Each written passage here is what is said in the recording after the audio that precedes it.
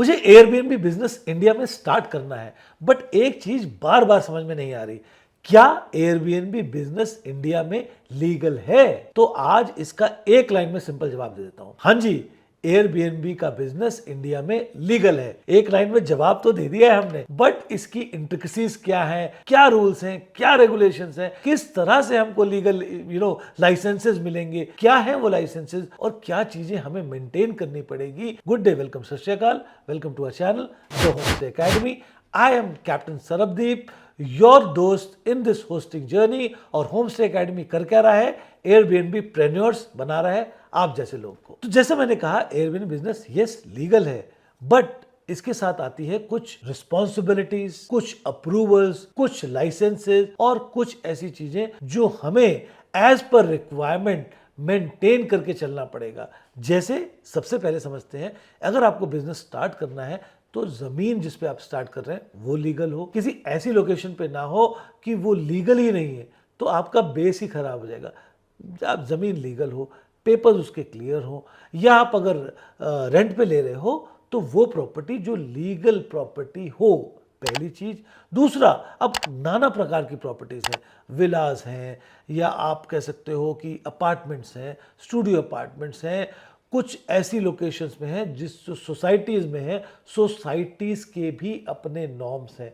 तो जब भी आप ना बिजनेस स्टार्ट करने जा रहे हो एयरबीएनबी का, अगर आपका स्टैंड अलोन विला है प्रॉब्ली, तब तो आसान है भाई, आपकी प्रॉपर्टी क्लियर है, सब कुछ है, आपका अपनी एक बाउंड्री है, आप उसके अंदर अगर कुछ काम कर रहे हो तो किसी को कोई तकलीफ नहीं है। लेकिन यही चीज़ प्रॉपर्टी आप अगर अपार्टमेंट में देख रहे हो जहाँ पूरी की पूरी सोसाइटी है, तो क्या सोसाइटी अप्रूव करती है इस तरह के बिजनेसेस?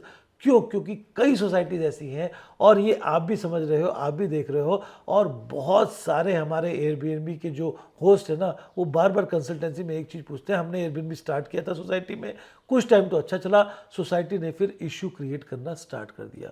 क्यों? क्योंकि वो एक बिजनेस है, एक कमर्शियल एक्टिविटी है, और कई सोसाइटीज़ में क्लियर डेफिनेशन है, we do not allow commercial activities at our place. इसीलिए हम कहते हैं कि सबसे पहले लोकल जाओ, जिस जगह पे आप काम कर रहे हो उसको समझो, क्या वहाँ पे आपको अलाउड है इस तरह का काम करना, क्या आपको एनओसी मिली है अपनी सोसाइटीज़ पे। उसके बाद हम जाएंगे अपने स्टेट की, अपने सिटी की, या अपने कंट्री की रेगुलेशंस पे। तो उसके बाद एक बार आपने सोसाइटी की बात समझ ली, एनओसी वहाँ से आपको मिल सकती है, तो आप वो प्रॉपर्टी को रेंट पे या अपनी प्रॉपर्टी को एयरबीएनबी पे चला सकते हो। अब आते हैं दूसरे लेवल पे, स्टेट लेवल पे। आपका टूरिज्म डिपार्टमेंट क्या कह रहा है?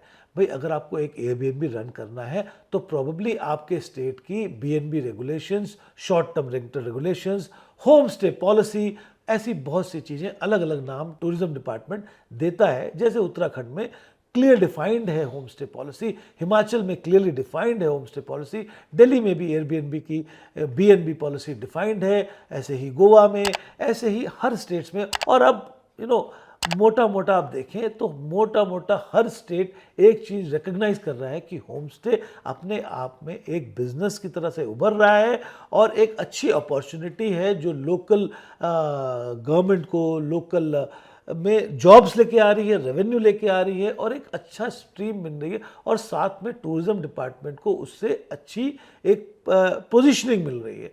लीगल होना रिक्वायरमेंट है, ऑप्शन नहीं है। कई लोग ना होमस्टेज अपने चला रहे हैं, एयरबीएनबी पे लिस्ट कर दिया है, बट उनके पास कोई लीगल डॉक्यूमेंट नहीं है।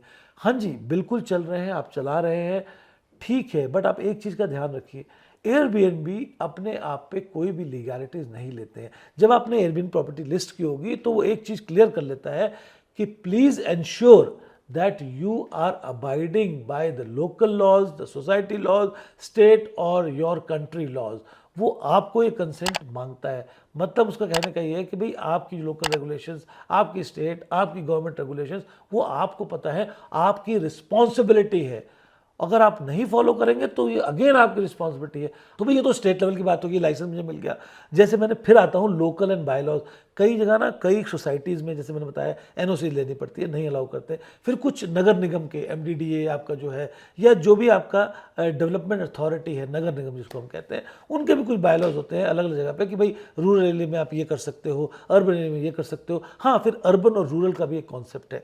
अर्बन एरिया में जैसे मैंने बताया, एमडीडी अप्रूव्ड, आई मीन जो अभी आपका नगर निगम है, अप्रूव्ड लैंड होनी चाहिए, क्लैरिटी होनी चाहिए, प्रॉपर्टी का आपका टाइटल क्लियर होना चाहिए। अब हम बात करते हैं जब रूरल एरिया की, रूरल में जैसे मान लीजिए उत्तराखंड में कुछ ऐसी जगहों पे जाते हैं जहां नगर निगम नहीं आता है, तो नेचुरली फिर आ जाता है ग्राम पंचायत के अंतर्गत। तो ग्राम पंचायत के जब अंतर्गत आता है तो प्रॉब्ली हमको ना एक अपने जो प्रधान होते हैं उनसे एक एनओसी लेनी पड़ती है, उनसे एक लेटर लेना पड़ता है कि हाँ भाई ये प्रॉपर्टी है इस जगह पे, इसका नक्शा ऐसे हमने अप्रूव किया है, जो ग्राम प्रधान है उन्होंने अप्रूव किया है, और इनका मैं इनको जानता हूँ, इनका कैरेक्टर ठीक है, और ये सारे डॉक्यूमेंट ग्राम प्रधान की ओर से लगते हैं। और फिर वो फायर एनओसी और वो सब तो कैरेक्टर सर्टिफिकेशन, पुलिस की वेरिफिकेशन, ये सब तो लगेगी। फिर रूरल एरियाज में आपका होम स्टे पास हो जाएगा, आपको लाइसेंस मिल जाएगा।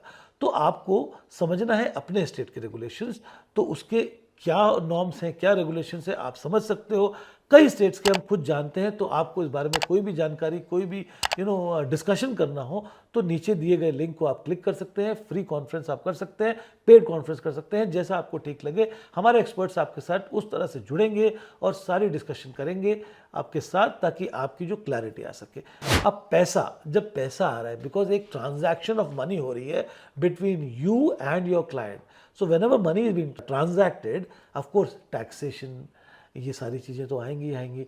तो भाई आपको ये समझना है कि अगर आपका बिजनेस रेवेन्यू एक थ्रेशोल्ड से ऊपर जा रहा है, जो कि जीएसटी का थ्रेशोल्ड होता है, कई जगह 10 लाख, कई जगह 20 लाख एनुअल रेवेन्यू, तो आपको जीएसटी का लाइसेंस भी लेना पड़ेगा, जीएसटी के नॉर्म्स भी फुलफिल करने पड़ेंगे, है ना। उसके अलावा अगर आप प्योरली एयरबीएनबी में जाते हो तो नेचुरली ऑटोमेटिकली वो टैक्सेशन तो कस्टमर से ले ही लेता है। तो अब करते हैं reality check home stay owners की। तो यार दो प्रकार के होम स्टे ओनर्स हमने देखे हैं। एक कहते हैं यार बड़ी लीगैलिटीज़ है, इसमें मुझे पढ़ना ही नहीं है, मैं ये होम स्टे बिजनेस चालू ही नहीं करूँगा, डर जाते हैं। और एक हमें देता है दबंग लोग, अरे देख लेंगे यार, लीगल है, बहुत से काम चल रहे हैं, अरे उनका भी तो चल रहा है, फलाने का भी चल रहा है, ऐसी क्या दिक्कत है, अरे लाइसेंस होता रहेगा, सोसाइटी को भी देख लेंगे, दबंग लोग। तो ये दोनों ही कंसिस्टेंट नहीं है। हो सकता है कुछ टाइम चल जाए, अच्छा चल जाए, और वो आदमी जो बढ़िया प्रॉपर्टी लेके बैठा है थोड़ी सी लीगल इश्यूज में फंस के डर गया और ना कर रहा हो, ये भी तो गलत है। तो भाई घबराने का नहीं ना। तो भाई please, I hope you like this video. आप हमें कमेंट कीजिए, लाइक करिए, सब्सक्राइब करिए, और यार एयरबीएनबी चलाइए मस्त होके। This is the home stay academy, nurturing Airbnb preneurs. Thanks for watching.